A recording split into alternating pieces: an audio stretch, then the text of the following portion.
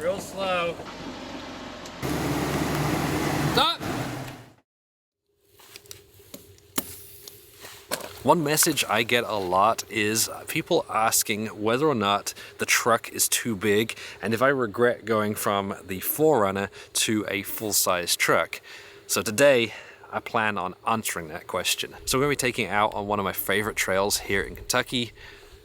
And just around the corner up there, the maintenance ends. It gets a lot tighter and a lot more technical, and I think it's a good representation of your average trail here on the East Coast, so it'll be a good test of whether or not it's too tight. We just got the new Recon grapplers aired down to about 18 psi. We're ready to go. On this trip, I have my friend Jeremy in the driver's seat. Not only is he helping me film, but he's considering getting a full-size truck for off-roading and overlanding and has never driven one off-road before. The main advantage of a full-size truck is obvious. It has a ton of space. Inside, there's storage for days. The backseat is huge, and with the SHW seat delete, I can stack up luggage, camera cases, and even the baby stroller. The front is the same, the center console is almost as big as my camera bag, and the room makes the truck very comfortable for long distances.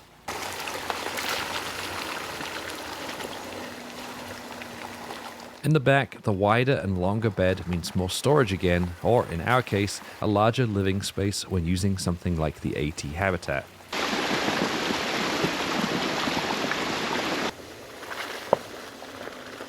Of course, you can't have more interior space without having a bigger vehicle, and fitting down trails seems to be the main concern that people have with having a full-size truck.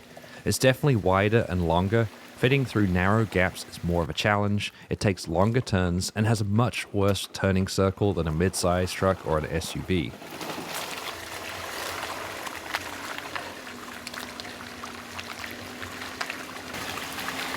The extra length also means a far worse breakover angle. You're more likely to get turtled, and rock sliders are a must for the longer vehicles.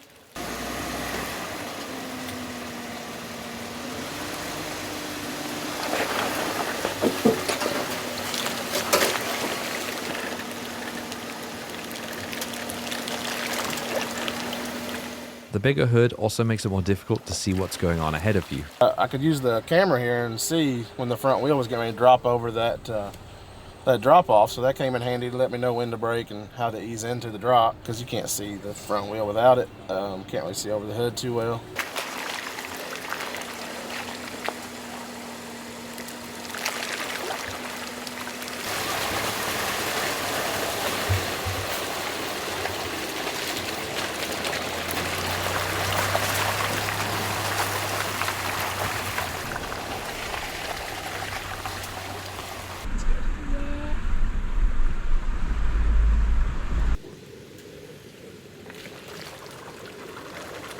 In my experience, it's not been the width of the truck that's been the problem, it's the height of it.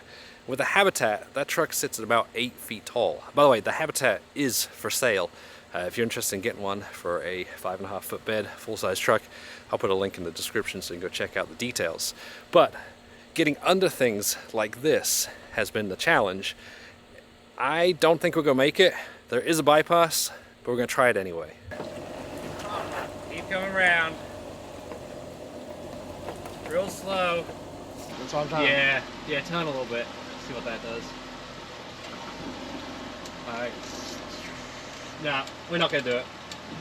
So it looked like it might have made it. It was really, really close to the point where every time Jeremy braked a little bit, it was bouncing the truck just enough that it was close enough that I wasn't comfortable with keeping going through there, especially with something as expensive as the Habitat.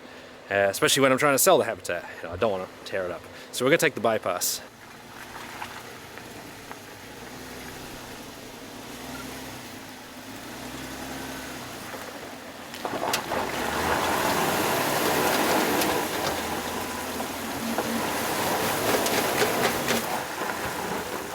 One of the challenges I've been having is that with the 37s that I put on here, the A-track just can't brake enough to transfer that torque to the spinning tire.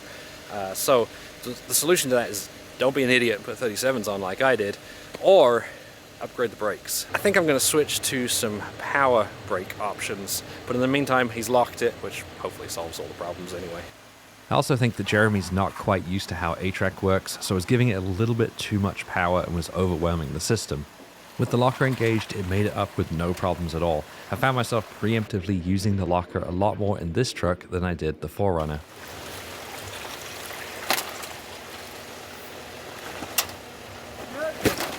Yep.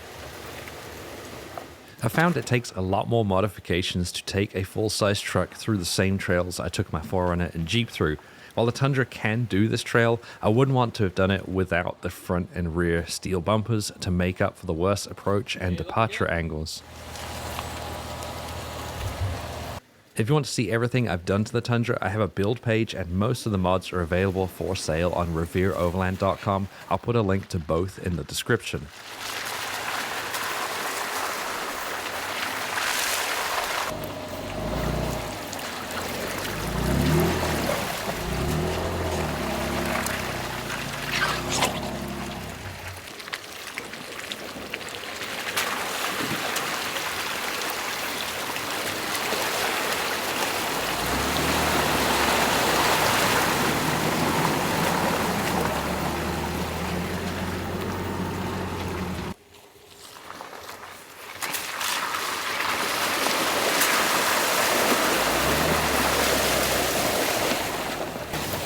There are definitely more capable full-size trucks like the Power Wagon, but you'll still need a little more skill and planning with those too, while something like a Jeep doesn't require any skill at all. You just point it in the direction you want to go.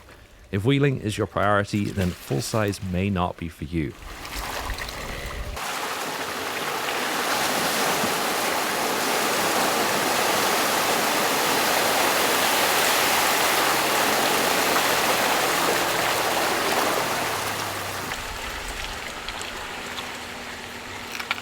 Where my Tundra really shines is on the long-distance overland trips. Rough and washboard roads and even mildly technical trails are a breeze in the Tundra. Jeremy was shocked at how comfortable and smooth it was to drive, and it just ate up the bumps, unlike my Jeep where you'd be thrown around a lot more.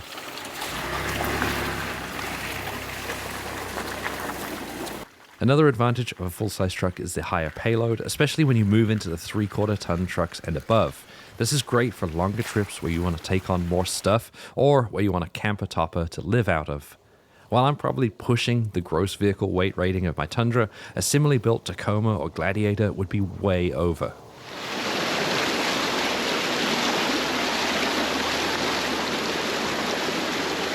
There was one unavoidable obstacle on the trail that caused us some problems. It was a narrow, rocky shelf with a climb at the end.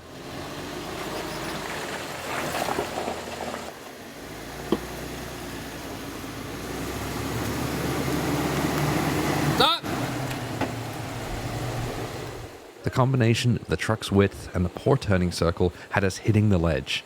If the truck was slightly narrower or slightly better lined up, we would have made it just fine. Ain't much room over here. No, there isn't. Did we damage something? No, but we just scuffed it. We were close, weren't we? We were very close. No dent? No dent. Oh, that's good. After backing off and realigning, Jeremy made it up with no issues. Take it slow, you're looking good.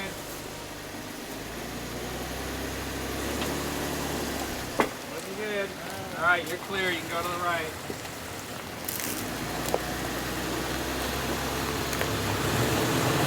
Yeah. Alright, you're up. Well, that was definitely the toughest section so far. We were really close to putting a big scrape down the back of the side of the truck bed, but Jeremy just had to back up a little bit, align it, and very, very carefully and very slowly make his way up.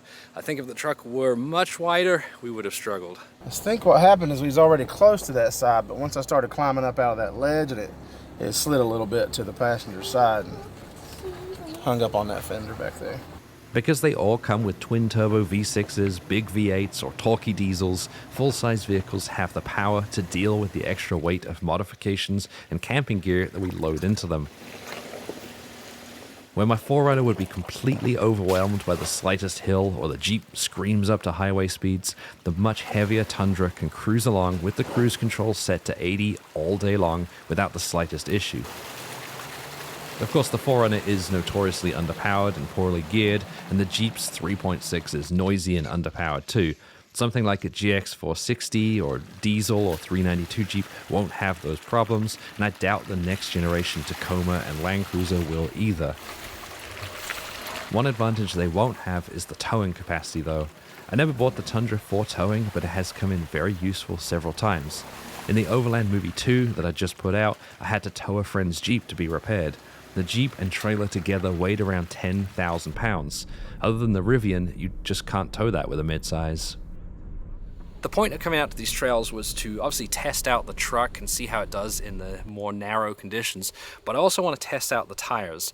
Nitto gave me these Recon grapplers. They are sponsoring this video, and they said, you know, go out, take them on a trail, see how they do. So far, on the drive here on the highway, I was shocked at how quiet they were, and I really like that because obviously with this Tundra, most of what I'm doing is long distance driving, so this is it's gonna be great for that.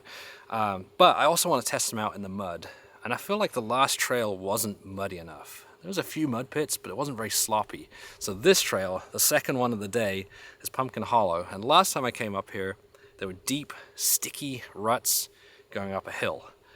And I think that'll be a better test for these tires. We'll see how they do.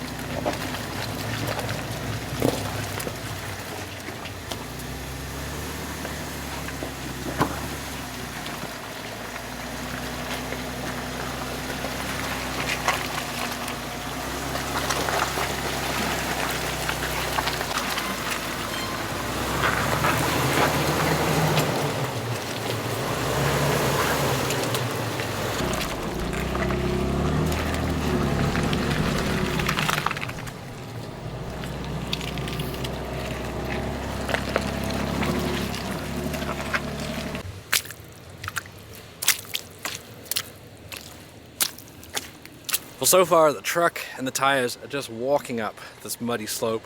Meanwhile, I'm trying to video and I'm slipping and sliding around all over the place. But I guess I'm only two-wheel drive. It's got four.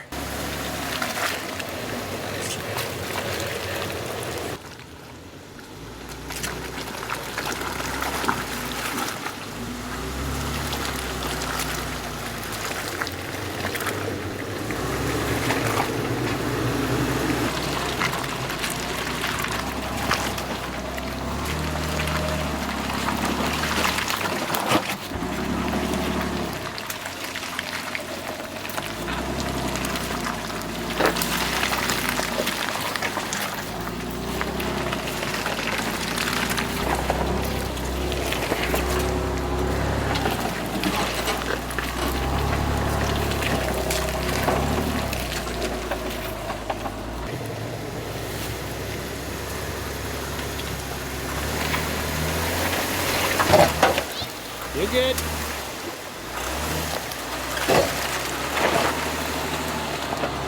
Yeah! I feel like that hill climb was so much easier than I remember it. Maybe the conditions have changed, but the truck just crawled right up it. What I think it is probably because last time I came up here, I was in a much smaller vehicle. I was in the 4Runner, much smaller tires, very, very tame all-terrains, whereas this time, I'm in the full-size truck. I got 37s, got the aggressive all-terrain with the Recon grapplers. Just the combination of all that made it no problem at all. And this actually might be one of those trails that's easier in a full-size truck with 37s than it is in something that's smaller, shorter wheelbase, smaller tires, that kind of thing. We actually passed a couple of Jeeps on the way up here and they're checking the truck out and they warned us. They said, that's a really difficult hill climb. We just breezed up it. Jeremy thinks it's because of the driver. He's the one that's been driving for me today.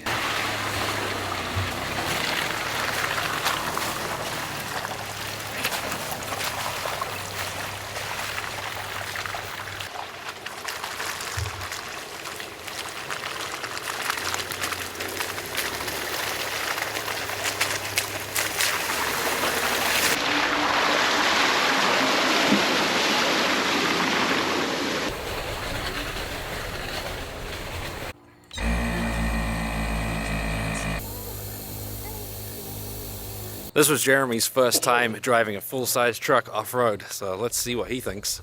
And you notice the difference. You can tell things are a little tighter. You know, you have to worry about, you know, how tight you take a curve or something here and there. But overall, not that much different than when, you know, say a Jeep or a four-door Jeep. Really capable still. The longer wheelbase probably actually helped with some of the climbs and things. If you're not a fan of pinstriping, it's probably not the way to go, but I think overall you can use a full-size truck for a lot of daily uses, and then it's perfectly capable on the trail as well. So a nice dual-purpose vehicle. I think Jeremy had an excellent summary, and while I have never had to turn around or reroute due to the size of my truck, it has definitely been more challenging. There have been sections where I have needed more modifications, needed to take a little bit more time, get out, spot, to get through somewhere where if I'd been in a mid-sized truck or SUV, I would have just gone straight through with no problems at all. And whether or not you go with a full-size truck probably depends on what you want to do with it, where you want to go. You know, if you live on the East Coast and that's all you ever do, if you're out, you know, in trails in Vermont, then a full-size truck, you're probably going to find trails that are too overgrown or a little bit too narrow or a little bit too low, and you'd have to turn around. If you're in British Columbia and you're constantly doing switchbacks, then the poorer turning circle would probably get really annoying really quickly. If you just want to go wheeling in Moab, you want to go do the trifecta, then the poorer approach angles and departure angles and breakover angle would probably hold you up quite a lot. In that case, a full-size truck probably isn't for you. On the other hand, if you're in it to go out on long-distance overland trips where you are taking on washboard roads, rough roads, and maybe the occasional moderately technical trail, then you will be absolutely fine with a full-size truck. I love mine for that kind of purpose. If you want to go see where I have taken my truck, then definitely scroll down, click the subscribe button, and then go watch this video. Thanks for watching.